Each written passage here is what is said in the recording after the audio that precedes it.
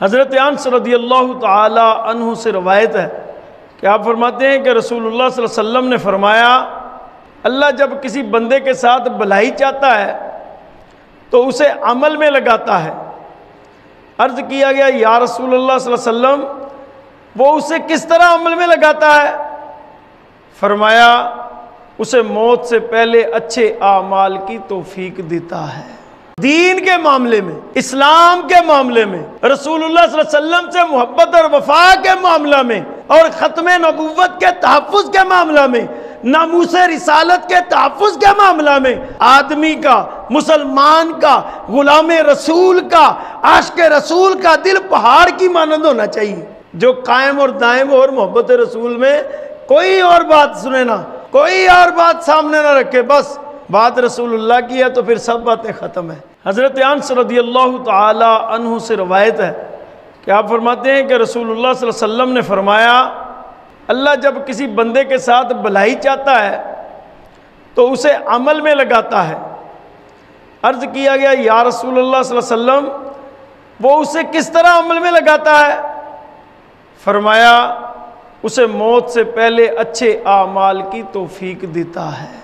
دوسری روایت میں آتا ہے کہ اللہ رب العزت جب کسی بندے سے محبت کرتا ہے تو حضرت جبریل علیہ السلام کو اپنے پاس بلاتا ہے اور فرماتا ہے کہ میں فلاں بندے سے محبت کرتا ہوں، تو حضرت جبریل پھر اعلان کر دیتے ہیں، منادی کر دیتے ہیں، اور لوگوں کے دلوں میں اس کی محبت ڈال دی جاتی ہے۔ پھر کیا ہوتا ہے، لوگوں کا دل اس طرف لگ جاتا ہے، اس کی طرف چل پڑتا ہے، پھر لوگ اس سے محبت کرتے ہیں۔ اور ایسا ہوتا کیوں ہے؟ ایسا ہوتا اس لیے ہے کہ وہ بندہ اللہ سے سچی محبت کرنی شروع کر دیتا ہے، اللہ کے حکم پر چلنا شروع کر دیتا ہے، اللہ کے فرمان پر زندگی گزارنا شروع کر دیتا ہے۔ تو پھر جب وہ اس مقام پر پہنچتا ہے کہ وہ اپنے ہر معاملہ میں، اپنے ہر مسئلہ میں، اپنے ہر عمل میں سب سے پہلے وہ رب العزت مالک دو جہاں، خالق کائنات اللہ تبارک و تعالی و سبحانہ کو اپنے لیے پہلے رکھتا ہے اور اس کے حکم کی پیروی میں بڑھ چڑھ کر عمل کرنے کی کوشش کرتا ہے، تو پھر اللہ تعالیٰ اس کے ساتھ ایسے معاملات فرماتے ہیں کہ اس کی محبت لوگوں کے دلوں میں ڈال دیتے ہیں۔ یہ جو میں نے روایت آپ کے سامنے پیش کی ہے، اس کا مقصد ہے، اس میں جو بات سامنے آتی ہے وہ بنیادی طور کے اوپر جو بندہ ہے اس کی بنیاد اللہ سے محبت کرنے میں اور اس کی طرف چلنے میں، اور ارادہ مصمم جو بندے کو منزل تک لے جائے نیت کے ساتھ، وہ پھر ارادہ جب مضبوط ہوتا ہے تو پھر اللہ تعالیٰ کی طرف سے برکتیں حاصل ہو جاتی ہیں، اللہ تعالیٰ کی طرف سے فضل کے دروازے کھل جاتے ہیں۔ اکثر لوگ ارادہ کے معاملے میں، نیت کے معاملہ میں اور وعدہ وعید کے معاملہ میں کوتاہی کرتے ہیں۔ تو مجھے یاد آتا ہے حضرت سیدنا فرید الدین ابو المسعود گنج شکر پاک پتن شریف والے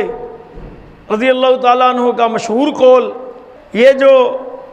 اللہ والے ہوتے ہیں نا، وہ کہتے ہیں اللہ اللہ کیے جانے سے اللہ نہ ملے تو اللہ والے ہیں جو تمہیں اللہ سے ملا دیتے ہیں۔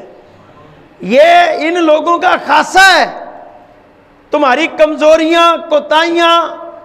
لاپرواہیاں جب ان سے تمہاری نسبت ہو جاتی ہے تو وہ کمزوریاں نہیں رہ جاتی، وہ مضبوطی کی طرف بڑھ جاتی ہیں۔ کوتاہیاں نہیں رہ جاتی۔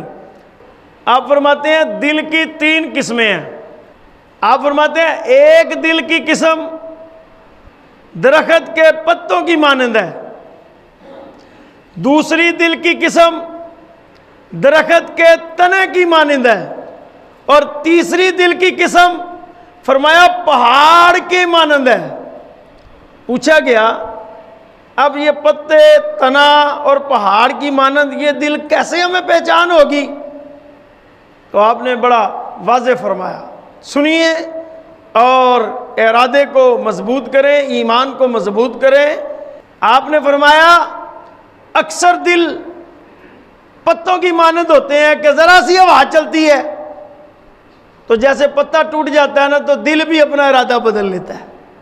یعنی کہ ایک ارادہ کر کے تو وہ جلدی سے ارادہ بدل لیتا ہے۔ دوسرا فرمایا درخت کے تنے کے مطابق ایک دل ہوتا ہے کہ اندھیری ہوتی ہے، طوفان ہوتا ہے، تو وہ جو درخت کا تنا ہوتا ہے وہ اپنی جگہ پر تو قائم رہتا ہے لیکن وہ جھولتا رہتا ہے، ڈاواں ڈول رہتا ہے،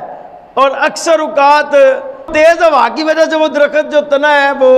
ٹوٹ بھی جاتا ہے، اکھڑ بھی جاتا ہے۔ یہ آپ نے دیکھا ہوگا، ہم آندھی طوفان جب ہوتے ہیں درخت بھی اکھڑ جاتے ہیں۔ فرمایا کچھ دل ایسے ہوتے ہیں جو تنے کے مطابق ہوتے ہیں۔ اور تیسرا فرمایا